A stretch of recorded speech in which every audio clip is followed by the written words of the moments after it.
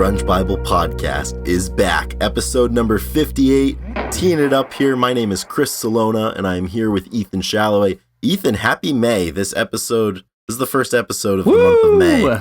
Yeah, man. May is turning the corner. May is a great month. April showers bring May flowers, I think. And we're blooming. I think we are making our way out of the cold. I mean, I know it's lingering on the coasts, on the east and the Pacific Northwest and up there for the United States. And I know the cold front came through this past week, but like, dude, there's better days coming. It's so close. Soon they won't have any choice but to be warm, you know? Exactly. Yeah, I think we're definitely through the last of the coldest winter chill. And it's time to head into some brighter days, which I am very excited about. So we're sitting down here today on Wednesday, April the 27th to record, and it's been a while since we've sat down here and shared this space together to record an episode. A lot has happened in the 2 weeks New that shit has come to light. New shit it's not just a simple, It never is. I mean, it never is. Given the nature of all this new shit. Given the nature of all this new shit, exactly. And we need to talk about some of that stuff. I mean, we got a lot going on. We got things coming up this week. At least you do. I mean, Chris grew a beard for the people on YouTube that are watching. Beard. The people and I that want to shave it every waking minute of the day, but I haven't. I'm wearing a Hawaiian shirt because it's a state of mind edit. I'm also not wearing a hat. This is like the first episode in 8 months that I've not worn a hat for. So yeah, I wonder if anybody has noticed that. I wonder if these guys wear hats all the time. Yeah, we're like, man, Chris is having a really good day. The man's not wearing a hat today, and he grew a beard. So you can tell it's a good barometer. You can tell the confidence is way up by the way we're dressing. If we're in sweatshirts and hats, or if we're in a sweatshirt and a beanie, like you can tell. Don't talk to us. Don't talk to us. Stay away. We're not one for conversation on those days. But yeah, I mean, I'm feeling pretty good today. How are you? Yeah, overall, I'm doing really well. Right. I have an ailing injury that I'm nursing. It's really not that bad, but it got me all nervous. So I'm just making sure that I'm healthy down the road. But how are you feeling all together, I guess? Pretty good. Physically, I think as good as I can feel these days. So training for a powerlifting competition that is going to be, I guess it's going down the day before this episode is released. So this episode's coming out May 2nd and I'm competing May 1st. So feeling good. I feel like I sort of have my wits about me now, which just enough to be able to do something stupid and probably injure myself over the weekend. So that's the way you like it. But speaking of athletics, Ethan Shalloway, you're now an 80-meter javelin thrower. I am, Chris. So the last time we recorded, it was like 3 days before an important competition that I did not know how important it would be until after the fact. But for those of you that don't know, 80 meters is one of those barriers that is really hard to reach and takes a lot of time. And it's like going platinum. Yeah, and I did it. I threw it at Auburn University, April 25th, I believe. I'm sorry, April 20. Shoot, I don't even know what it is. I don't even know what day it was. It doesn't matter. It's in the books. It happened. Yeah, it was. Dude, it's been a blur. It's been a blur since then. It's such a weird milestone to hit, but it feels so good. It's awesome. Right now, I think it's, at the time of this recording, it's ranked number 16 in the world. So. Yeah, so I mean, for everyone listening out there, if you think of whatever you're into, if you're thinking of singers or guitarists, like if you can think of 16 of the greatest people on the planet who do a certain thing, Ethan, and this is completely objective. I mean, well, the nice part is it's a number. It's a number. There's no debate here. Like you are better than 17 through 10,000. Whoever's picked up a javelin at this point, and it's been really cool as one of your longtime friends just to be able to watch this for the last almost 8 years now, knowing you, and it's so cool because I mean these are the numbers that we'd stay up dreaming about, and we talk about them and now they're not only are they tangible, they're palpable, but they've happened, and you've arrived at this point that was kind of on the outer limit of the imagination all those years ago. So I'm I mean, as your friend and someone who knows your training process and your journey, I mean, just how happy and proud I am of you. It's fucking awesome. So I'm Yeah. super happy about it, as I know Yeah. you are. Yeah, that means a lot. Yeah, I think looking back over the years, and this will be I'll make this short, I guess, but I think this sport has taught me so much about long-term goals. Yeah. So if you're listening out there and you haven't picked up something because you don't think you're going to be good at it, mainly, picking up an instrument is a great example for this. If you have no idea where it's going to go, or if you do want to be at a certain level, just know that it'll take time. The best things take time, and when that time passes, you're not going to say to yourself, man, that was difficult. You're just going to say, damn, I'm happy I did it. And that's all that this is. I mean, it was so difficult at times. I mean, yeah. I've changed my life like 3 times. I've moved a few times and picked different schools and, transferred. So I made a lot of life changes to pursue this, say, number or, certain level of skill. And it was all very difficult, but now I'm here and I'm like just so thankful that I didn't quit and I stayed with it. And it's such a rewarding thing to go through that. So if you're out there, think long-term goals they're hard to, at least when you're younger, they're hard to really understand because you've never done something so long. Exactly. That, neither of us, we don't have 10-year careers. Or even 5 years into our longest job. Yeah. Because we're moving around. So we don't, it's hard for younger people, I would say, to understand and grasp that, especially when you're going through all the development as, a kid. It's also, there's so much changing stuff. It's really different. So, yeah, this is a really cool spot to be in. And it's the most gratifying thing I've done. The hardest work, and that's exactly what it is. The hardest stuff takes the longest, but is the most gratifying. Yeah. And that's the thing. I mean, life experience, and I'd say that virtually everybody's your life is better if you put your skin in the game with something that matters and something that's not a surefire thing. I mean, this milestone that you achieved, I mean, it's fucking hard. It's not like if I throw for 10 years I'm automatically gonna get there. No, it's not a guarantee, and it's something that I think, like you said, you learn so much about yourself and the world and just life through things like this. So I think challenging endeavors are some of the greatest teachers that we have, and this has certainly been one of those for you, as it has. Your journey's been that for me too. Being your friend and knowing what it's been like, and it's really illuminating to a lot of different aspects. Yeah, and I think a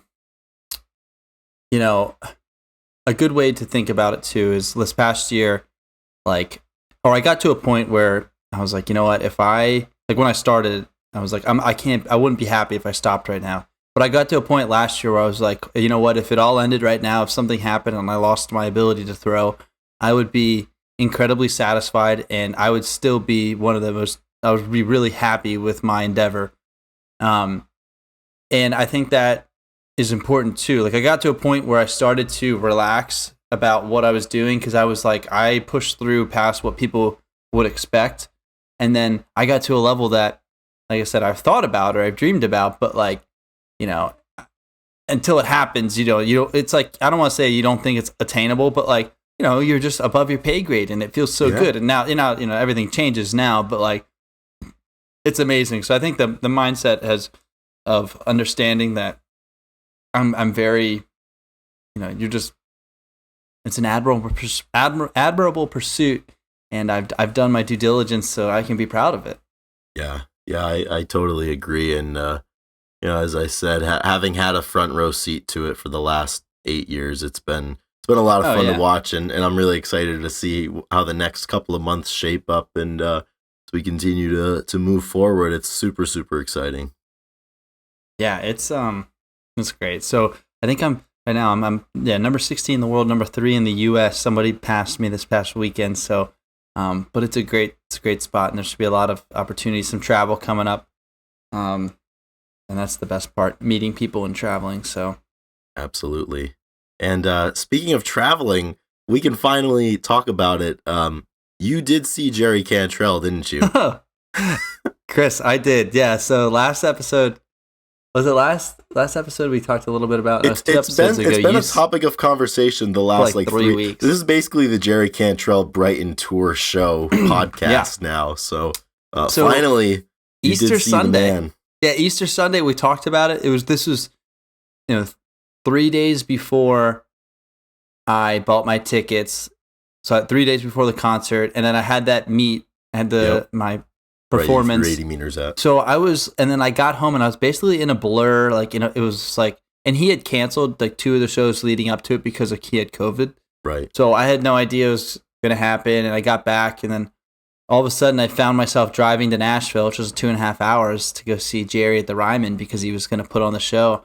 And it was awesome. It was really it was one of those things where he was a little down because of COVID. He talked about it, and you could tell that he was kind of holding back with some of his vocals and maybe just a little bit fatigued in certain areas, but like, it didn't matter. You know what I mean? It was one of those things where it was just great to be there, see him in person. He still ripped the guitar. He played a lot of the songs that we talked about on here. I mean, the encore was, Wood and Rooster and whatnot. And he played all of our favorites it was incredible. It was just such a good time. And the people were really appreciative that he played the show. Like, they were all energetic and stuff. And the Ryman was nice. It was old. They didn't turn on the stupid speakers in the back. I don't know why they didn't. I'm gonna be having a talk with somebody about that. I remember buying the seats, like, oh yeah, there's speakers right there above to like get underneath the balcony, and they like weren't on. So that was kind of bullshit. But everything, it didn't matter. It was still a really great experience. And damn, am I happy to? I mean, I'm just happy I went. It was one of those things. Yeah. Kind of similar to, I also saw Modest Mouse on Sunday. Mm-hmm. And again, it's really like 10 years, I guess, of listening to them plus. And it was a buildup that I was nervous about because they're not young. They're not the people that we see in the videos or the old videos that everybody likes to watch. Right. But it was also awesome because it didn't matter. I've spent so much time with the music that it just was, it's like I don't know. It's like a party at the end of the road. You know what I mean? It's just like a celebration at the end of the journey. It's not. You kind of celebrate special. Their presence and you celebrate the fact that you can be in a shared space with them.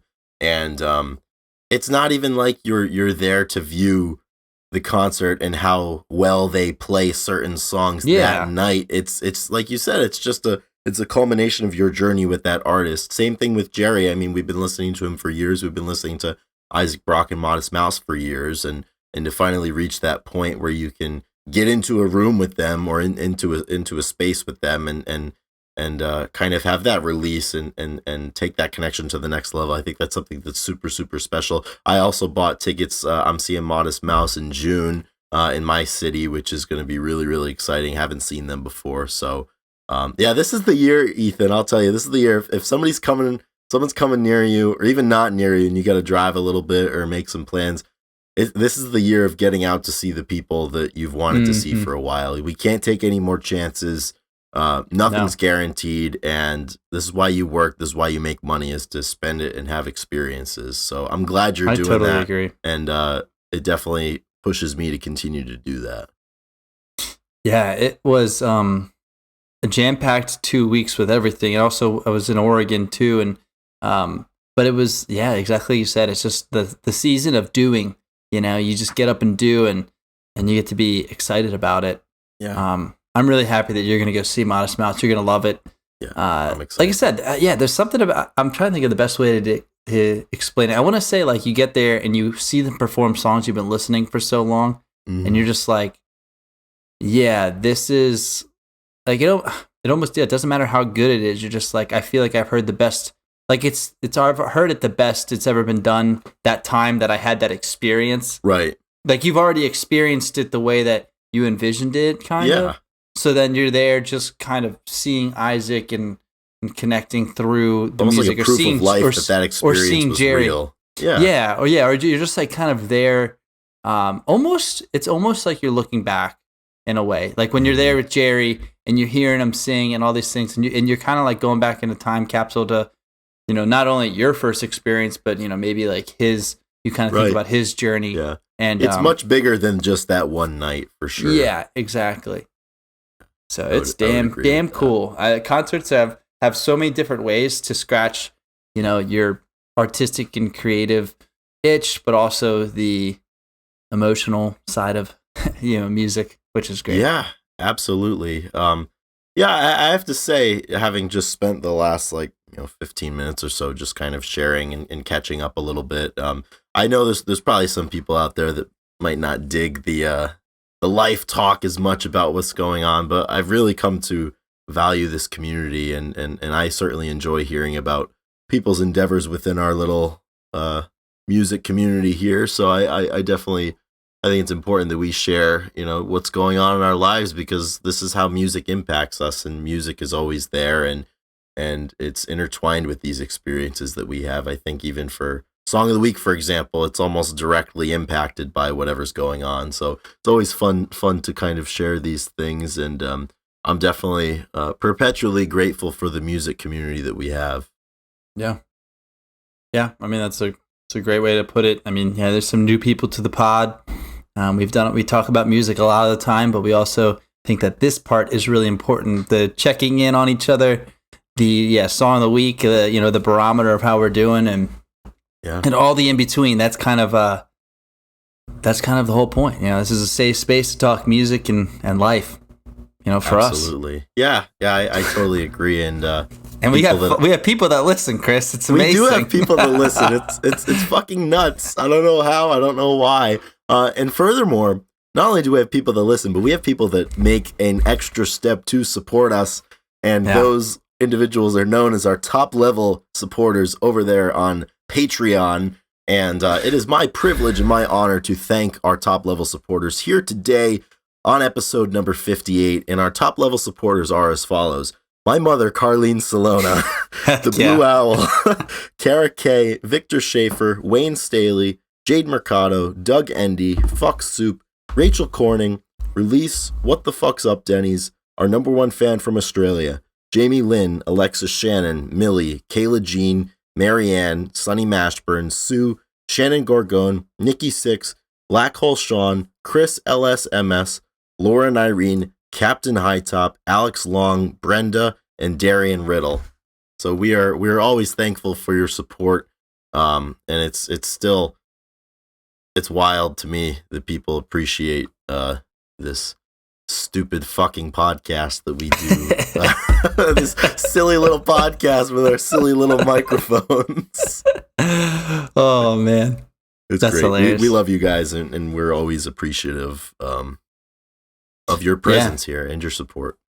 Yeah, and then we have a first level and a second level, and we want to thank all of you guys too. I mean, you guys Absolutely. Sadly we don't say your name, but the $2, $5, or $10 level, that means a lot. That helps us continue to do this, because as life catches up and life speeds up, it's harder to do these things, and financially, as different things happen in our lives, and you're traveling for track and field trying to make that dream a reality, this, to be able to support this show not only from our own pockets, but from the support of those people who choose to listen, that really, really means a lot, and it's a direct component of why this thing exists. So for everyone past, present, and future that has helped, is helping, or will help, maybe even after this episode, we are very thankful for you.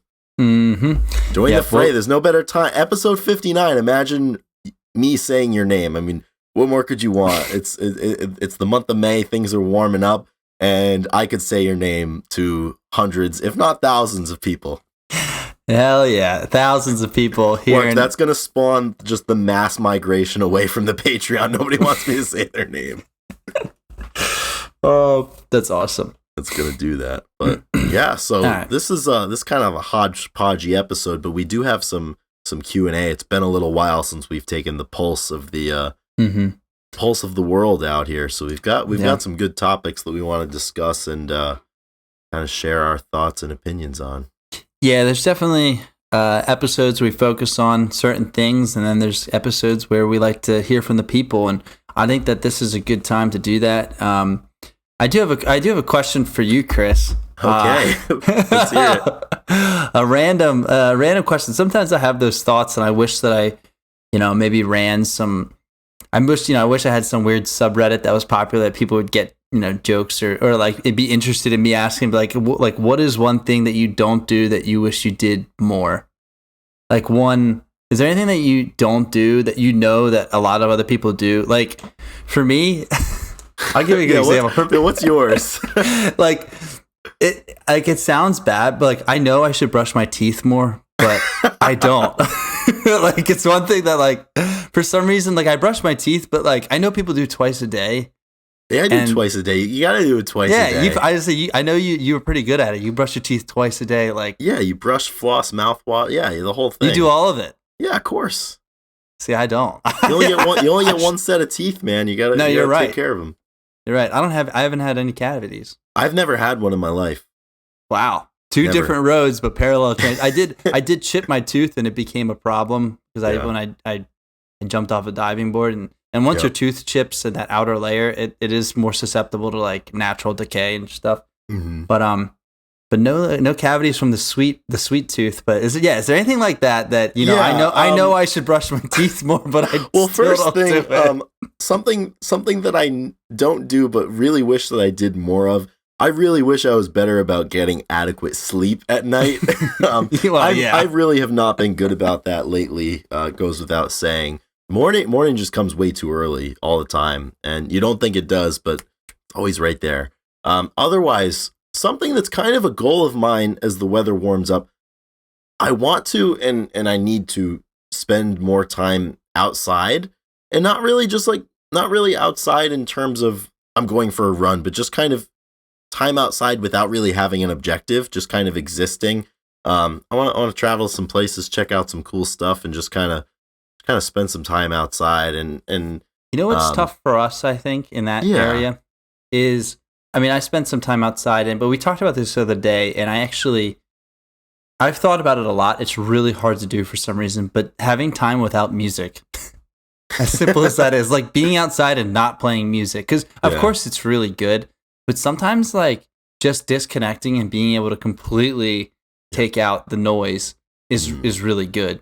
Yeah. And I'm sure that is difficult. I know that's difficult for you as it is me. Yeah, and even just not even just disconnecting from music, but just disconnecting. Period. I am enslaved to my phone and to technology. And does it ever happen to you that sometimes you'll be texting somebody, and then you got to respond to this message, and you get an email you got to answer, and then you just feel inundated that you have to answer all of these things, and you're physically and mentally tired of typing or of talking, and you just want to put the phone away, but it's so hard to do that. I need to be more intentional about when I feel it's time to not use technology, just to put it away for a little bit. I've been starting to read a little bit at night before I go to bed. That's been helping.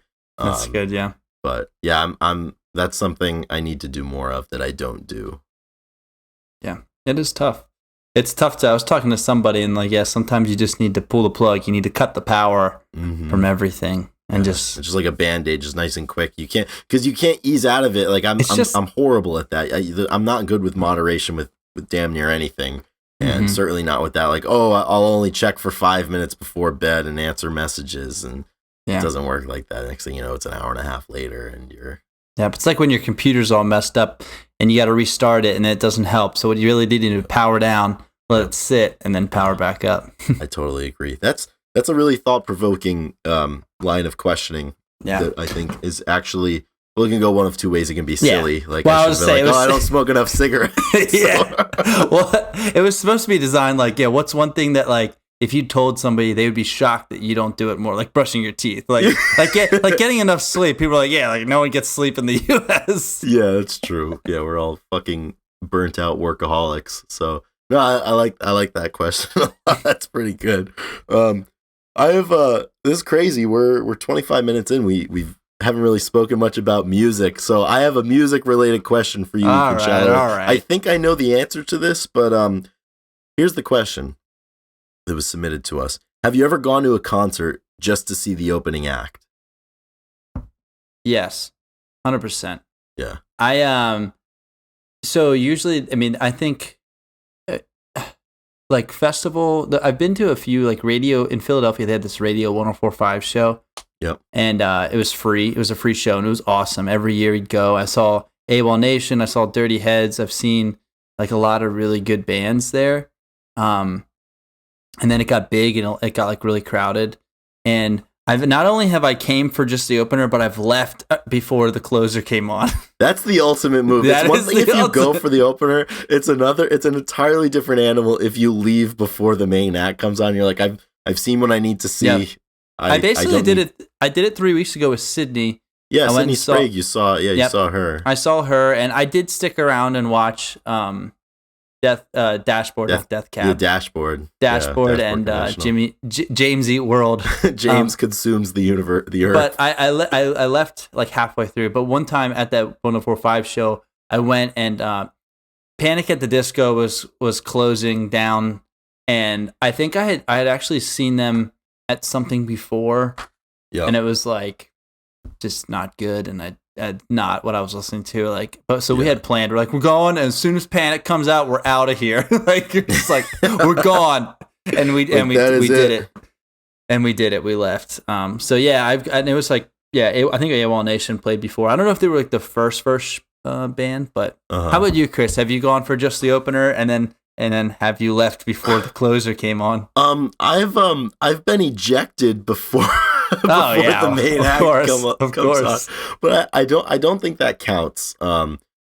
Aside from that one minor infraction, I don't think so. I think recently I haven't been very knowledgeable of the openers. I've been traveling to see the main act, and I've been very pleasantly surprised by a few openers. Like last month, I saw Soccer Mommy for the second time. It was a different set of openers, and there was this kind of like a shoegaze indie type band called Peel Dream Magazine that opened, and they were really, really good. So I don't think that I've done that before. Would I do that? Absolutely. If there was somebody that I wanted to see that ended up on a bill, a billing for a headliner that I wasn't particularly fond of, or I only had time to see the opener, I would totally do that. I have no qualms about that. So. Yeah, I mean, I would say so. We have a good question from one of our top level patrons, Ethan. Yeah, all right, let's hear it. So this comes from the mighty Black Hole Sean, and Black Hole Sean wants to know if Black Hole Sean, Chris, and Ethan set up a 3-piece pop punk band, what would we be called? What was our band? So a pop punk is what he said? Pop punk would be the genre, I guess. So it's I don't know who's doing what. I don't know what Black Hole Sean is doing. I'm assuming guitarist and vocalist, bassist and drummer. You probably got to be the drummer. I'm gonna put Black Hole Sean on the vocals. I'm gonna let him take that, and then I guess if he wants to play bass, he can do that, or play guitar. I'll just take whichever of the other ones, but it's got to be. I don't know. Well, so it's a 3-piece pop punk band. Yeah. For some reason, first word that came to my head was watermelon. So I want to say like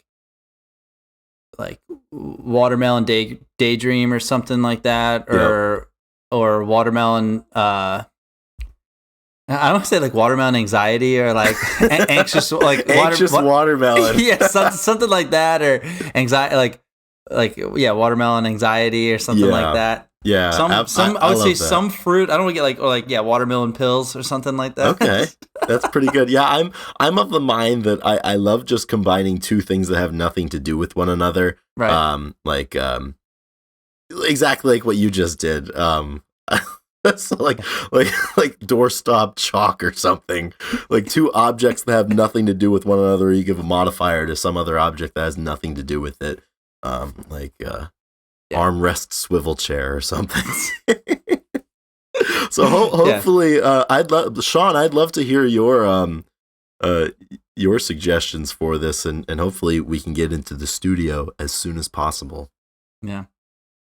Just pick a color and then something like that, like purple door, or Pearl Jam, silver chair. Exactly. So as you know, Ethan, on the Grunge Bible podcast, we discuss many, many different aspects, and no topic of conversation is off limits. So we did get a question. Somebody wants to know, how long should I wait to be in a new relationship? Well, It's obviously very situational depending on the last relationship you've been in. If you're coming out hot of, a 10-year marriage with 2 kids, probably not immediate. But if you are, if it's the, 10th grade and you just had a breakup or something, maybe you got to get back on the horse because you're learning. Yeah. So I would say there's a lot that goes into that and where you are in life. And I'm not the person that I don't think neither of us are people that.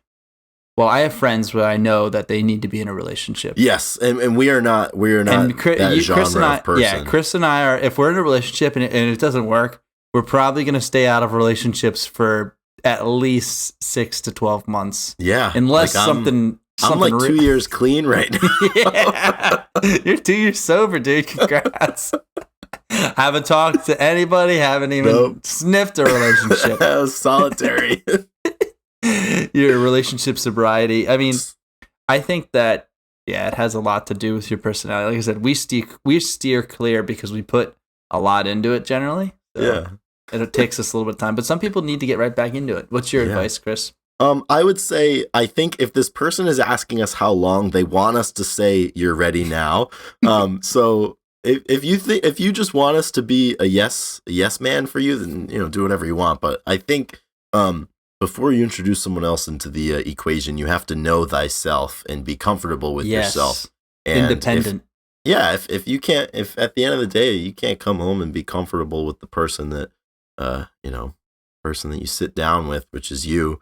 At the end of the day, I mean, you got some things to work on, and come to a point where you can honestly just be comfortable with yourself before, and be comfortable with what happened previously if something bad in a relationship happened. But I think you'll know when the time is right. Do you, Chris, or I guess if you're talking to somebody, when do you all of a sudden become in a relationship? Well, that's got to be a point of discussion, right? Yeah, I was saying, if we're asking how soon is it, it's not like a statute of limitations, right? It's not like we reached 37 days. Well, it sounds like this person's already been talking. I probably maybe talking to somebody else, but like they're waiting for a certain amount of time to pass before they make it official. Right.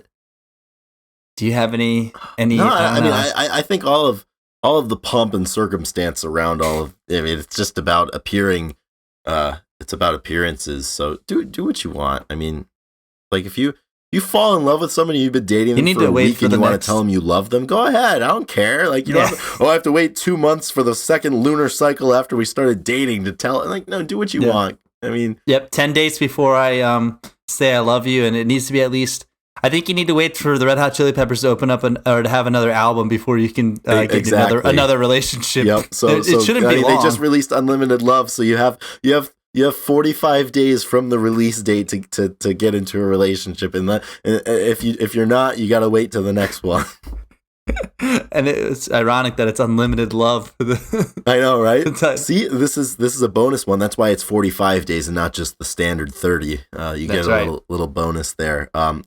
Another question here that's very, very important, which I don't know that I know the answer to this, but why the name Grunge Bible? I don't remember. I don't think. Like, I mean, I know. I remember the thought process, but I don't remember the conversation when we had it. There was like, this is the name.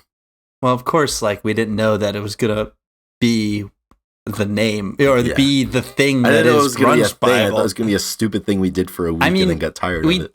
Yeah, we definitely did it because like the way like Eddie Vedder and the way the lyrics, he's messianic. The lyrics are like it's like books of the Bible, the like songs and the words. Yeah, and I remember it's like going to the Bible and going to hear a sermon, and I think that Grunge was Grunge Bible. Like it just fit all this very messianic tone to it. But I don't think we ever had a conversation. It was like, is this going to be it? Like I think is this marketable, Ethan?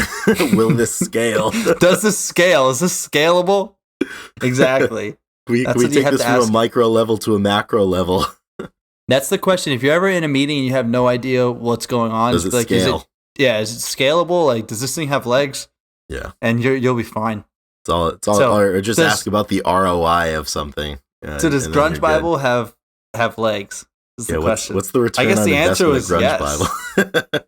Exactly. You're absolutely right. So, yeah, it's not a particularly sexy story, but I have a question for you, Chris. all right, what's up? We're going off the cuff again. I like Yeah, we're this. going off the cuff, a little personal. Do you think so? We're talking ROI. Do you think that the amount put into Grunge Bible has returned enough to like outweighs how much you've put in? Right. Oh yeah, totally. Totally. You've surpassed, like, you're good. Yeah, without a doubt. I think I've gotten more from it. Yeah, easily. In many facets. I mean, I met so many really awesome people from it, and I mean, if after the first good friend that I made from this thing, if that was it, I'd be good with that. But it keeps on giving, and we keep on making cool connections. So yeah, you're right. It's totally worth it. And I also think, I mean, I never have. I certainly don't now. I don't spend 3 hours a night prepping posts for the next day. That People doesn't do happen. that, Chris. So people think we do that. People but we schedule don't. posts a week in advance, Yeah. and Could you imagine if everything I did that was very briefly. We tried to use an app and do some. It just felt so wildly inauthentic, and it was annoying to sit down on a weekend and do that, where I could just take 3 minutes in the middle of Tuesday afternoon and post it. Yeah, you worry about it later. And what about you? Is what is your ROI? Does it surpass your? Yeah, you made a good point. I mean, anything that I do in life that has like really good connections and really good experiences, it's going to be worth it, because the time is going to pass irregardless. Right. And like you said, what would you have done with the time that if you didn't have Grunge Bible the last 6 years? Right. I mean, would you be that much better at guitar? Most of it away. Yeah. Would you be that much better at said job or whatever? Hell no. Me javelin? Like, probably not. No. Maybe we get more sleep. That's it. Maybe. But at the end of the day, I still have my vitality about me. So who cares at that point, right? Doesn't really matter. Next question. That's always a really, really good question. Speaking on the grunge train, we're going to continue within that vein for a little bit. But we got the question: if you had to pick one song, what grunge song has been most impactful to you personally? Overall, not just right now. I guess that's open to interpretation, because there's definitely, I think for me, there's one overall winner that I think has to be the winner, just because of my history with the genre and everything, and when I discovered it and what it meant to me. But lately, it's a different answer from that one. So I'll go first. So overall, it's got to be Released by Pearl Jam. Yeah. That was the catalyst that had me fall in love with the genre, and as we've spoken about at length before, we discovered it, and it meant a lot to us at a very important time when we're going through some stuff. Lately, I might be Release. I would say we're linked to the origin story is the same. This for both page, of us. this genre, and our friendship to that song. It really is saved our lives. I guess it's kind of like, I mean, we had those experiences. We had that experience, like a lot of other people did, and that they talk about. And Ethan, as much as you and I joke about grunge exactly. Off the air, like it did, discovering it and finding value in it and refuge in it, it did, I think, at least for me, it altered my perspective on a lot of things. In a positive way, and it definitely weird. It kind of shaped elements of who I am now.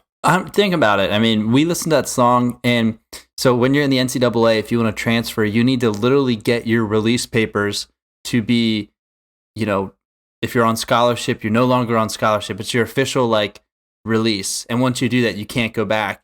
And we were deciding if we wanted to do that, and we were listening to the song, knowing Release, that things would change, knowing that we had to go to a new school at that point. Yeah, and I mean, I went another 5 hours away from home. You went another 7 or 8. Yeah, I went halfway across the country. Yeah, all the way. So that song, was a catalyst to us literally picking up and leaving, and being released. So yeah, I mean, it's pretty cool. It's kind of at least for me, it kind of legitimized the decision that I was making at the time as a 18-year-old kid to change everything about my life as I knew it at that point, and to try to chase after something that I thought was important to me at the time. And yeah, it's really, really special. I mean, without that song, I mean, things are different. So Yeah, I think that's the answer. I mean, lately there's been a lot of different ones. I don't know that there's been any grunge song that's had a profound personal impact on me lately, but I've just been listening to a lot of different things, a lot of Alice lately. But Porch would be another really good one for yeah, us. Porch one for me. It is tattooed on my body forever.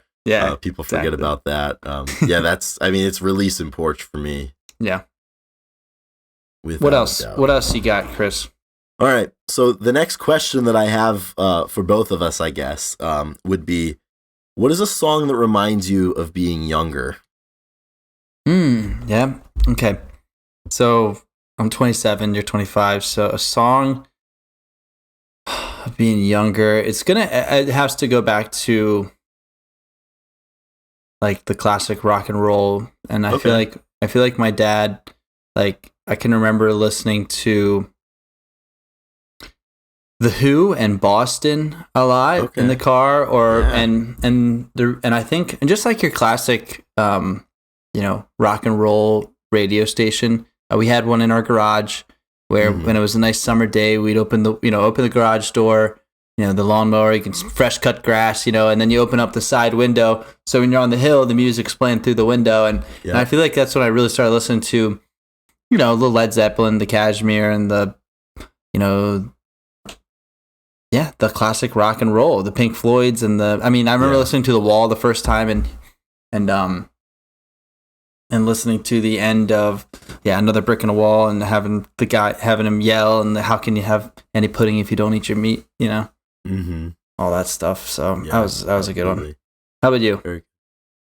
There's, strangely enough, there's one song that comes directly to my mind, and I don't know why this is a memory that's persisted, but I have this very distinct memory of probably being like 5 or 6 years old in the back seat of my mom's old beat up Ford Windstar minivan, driving. I can remember the specific point on the road, in North Providence, my hometown, and Pinch Me by the Bare Naked Ladies was on the radio. And that song is already a nostalgic type song as it is. And the fact that, one, I heard it at the time, two, I guess it was appealing to me, three, I can remember it now almost 20 years later. And it's kind of reinforced the nostalgia aspect to that song, that I have that memory.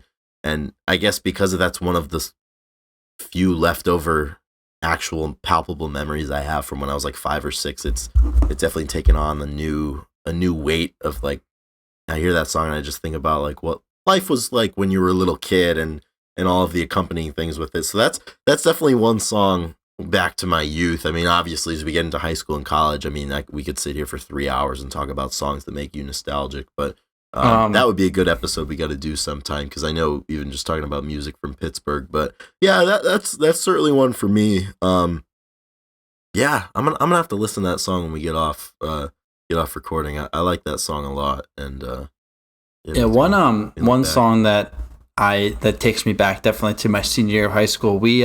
Me and Drew and a few other friends, our band plus a few members, played the class song, and so we got up in front at our graduation before the speech, and we played the song. I guess, was that As People Walked On? No, it wasn't, but it was like right after. I don't know if it was after when people were walking away. I can't remember where in this ceremony it was, but we played It's Time by Imagine Dragons. I was going to say that song ruled the nostalgia.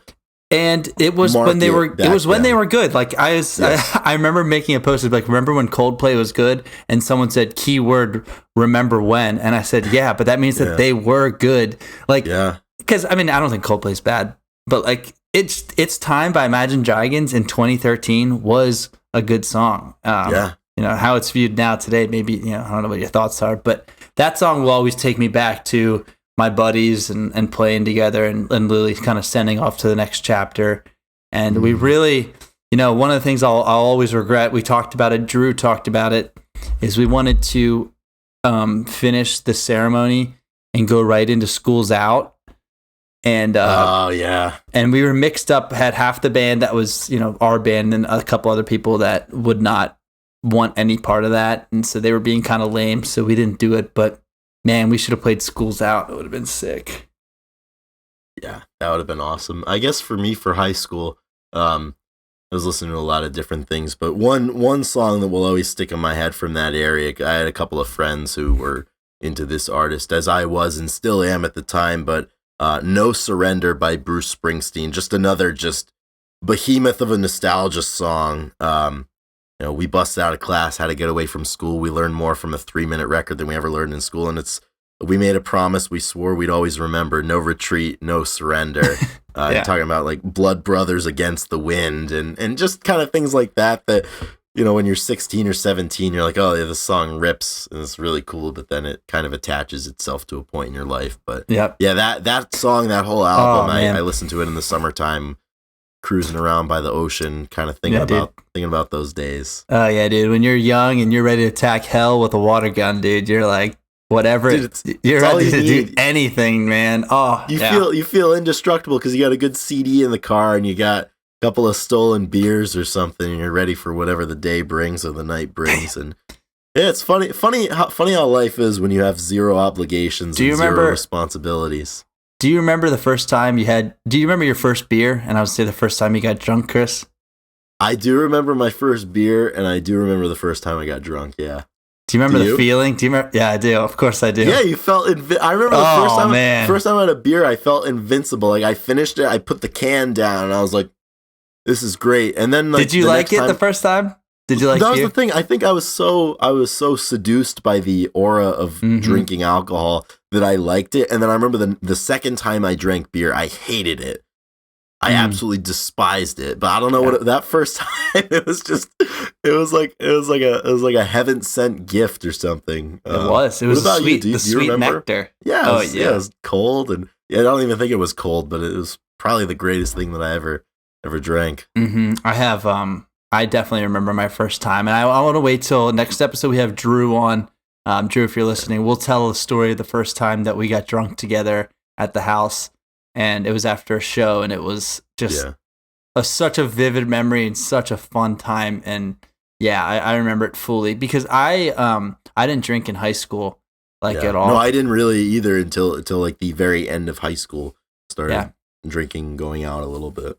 It's funny. My top level patron is one of my dad's friends, so he Doug Andy, shout out to Doug, but he knows he likes grunge music more than my dad does, so he probably understands a little more than Dave.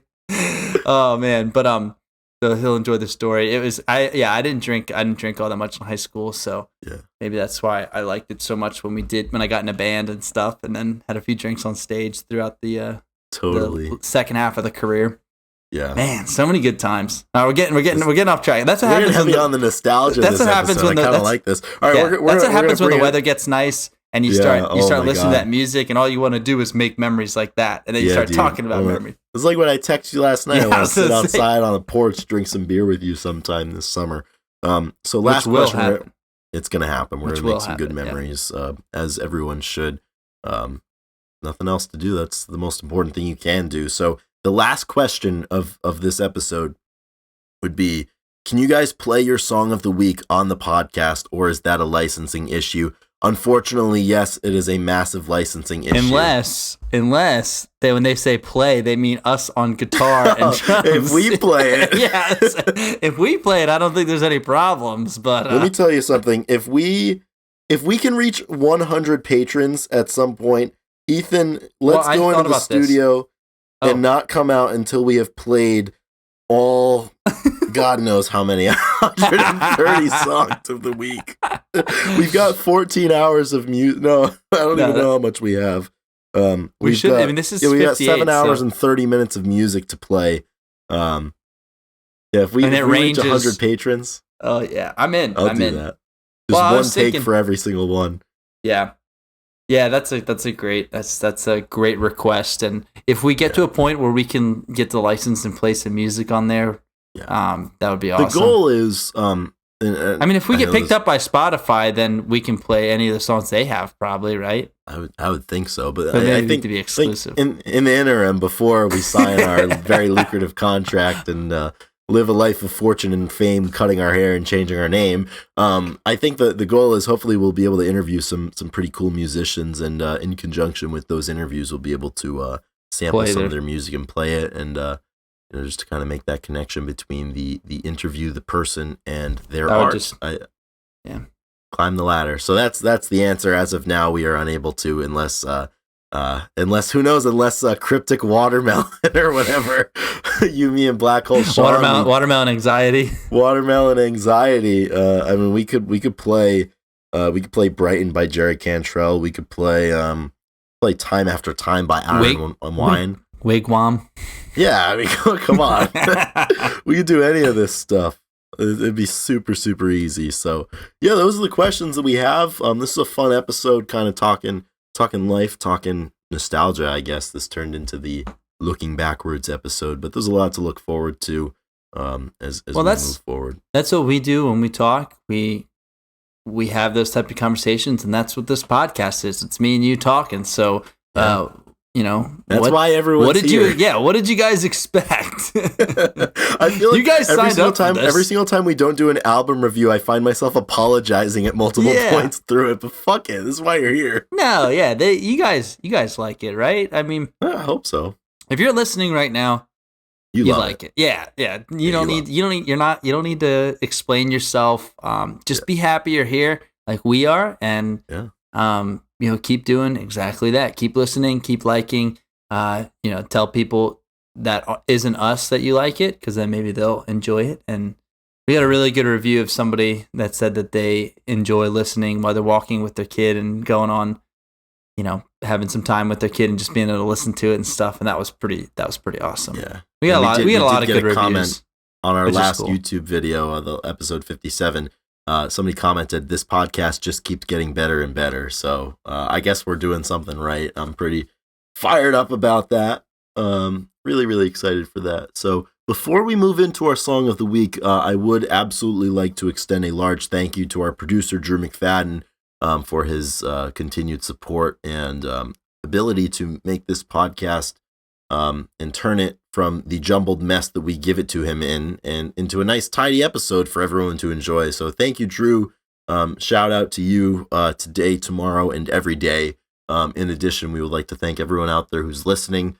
If you like what you hear so far, which you might because we are 53 minutes into this whole thing, go give us a review, follow, subscribe, do all that shit that you already know that you should do, and it'll help us out. Most importantly, become a patron because that is the most direct way that we're going to keep doing this, basically. It's not about the views anymore. Nope, it's never been about the views. So let's do song of the week. I'll go first, Chris, because pretty excited. I actually don't have. Okay, I'm excited because this artist just released an album, and the song of the week is it was like a quick listen. I haven't listened to it all fully to really pick my favorite, but Kurt Vile released a new album and called "Watch My Moves," and it has some great songs on it. I mean, it's classic Kurt Vile. He just produced a great album, and the first song off of the album is "Going on a Plane Today," and it's really cool. It's got this like really basic piano line that he kind of sings over, and it's just unique and really great start to the album, and I'm really digging it. So it's got like how many songs are there? 15 songs, a little bit over 70 minutes of music. So it's a really solid listen, and I'm excited to. I mean, the singles were also like "Hey Like a Child" and what was the other one called? Shooting Stones. Oh, Exploding Stones. That's right. So those two songs are really good, the two singles. But so that whole album is going to be great and going to work into my rotation pretty quickly. Yeah, I know you're a big Kurt Vile fan, so you're certainly excited to see that was released, and I will be taking a look into that as well. Chris, what are you listening to around these days? As May is upon us, what are you listening to? May is upon us. So this has this is one of those episodes where I'm really struggling to nail down just one song. Like I have two written on my page. Isn't it funny how like you feel pressure? Yeah, I feel pressure. Like you're like, man, this needs to be a really honest. Like, what am I listening to? Like, what is my encapsulation of who I am as a person right now? And there's some weeks where like I couldn't give less of a shit. I'm like, oh, this is the last song I added to my playlist. Like, I'll just play it. But today, Yeah, it was hard. So there's two songs that I have on the notepad here. My song of the week is neither of those two songs. Ethan, we're going back to the well. We're going back to the front bottoms for my song of the week. And today, the song of the week for me is "Funny You Should Ask" by the Front Bottoms. Hell and yeah. I was listening to it yesterday. I was listening to it today, and it's just a classic bitter song. It's so awesome, and it's just kind of like you're looking at somebody and you know they're going to figure it out someday. They might have been wrong or whatever, and then one day they are. And I just love the lyrics. I think it's the bridge, and "Come on, Chelsea, speak a little French to me. Heard you spent 2 whole semesters drinking wine while I was stuck in Jersey trying to save some money. I guess I'm just another thing you left behind." Man, that's such great songwriting. And then I think the chorus, "But you were young, you thought you didn't have to care about anyone, but now you're older and wish that you could." Yeah. It's so good. I fucking love the Front Bottoms. It's funny you should ask. Yeah, it's fun. I tweeted that this morning. I was like, "It's funny you should ask," and somebody replied, and they're like, "What? This is cryptic." Somebody texted like, "What is this about?" I was like, "It's a lyric. It's important." Listen to the song, and you'll know exactly what I was thinking. I have to say, that band is amazing. Yeah, we're only like 4 months into 2022, but your gift to me of the Front Bottoms is probably the greatest gift I will get this year. So thank you for imploring me finally to check them out. And heck yeah, I love them. I have. Let me see if I can show people on YouTube. I have a tattoo of that album on my leg. Yeah, Talon of the Hawk, and yeah, dude, it's they're a great band. They're so good. They're just the lyrics is just something special. It's just it's pulled right out of everybody's lives. Yeah, music for life, music about people.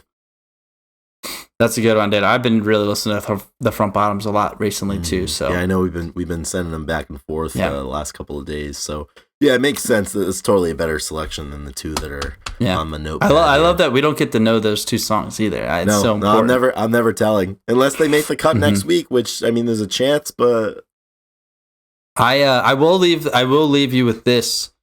Lastly, I'm going to bring up one more song that I was just listening to because.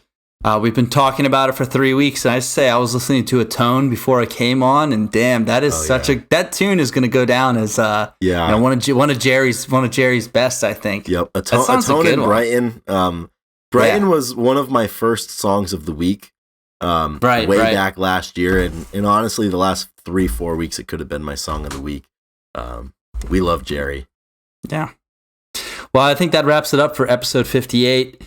It is officially May, and we are officially happy, and there's so much good going on for us and for the group and for the music community. So I just want you guys to have a great week, keep it up, and look forward to the light at the end of the tunnel, the sun shining, and the drinks and the good times. So thank you again.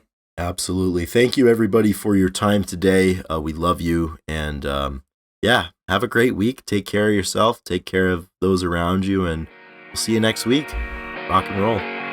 Rock and roll, guys. See ya.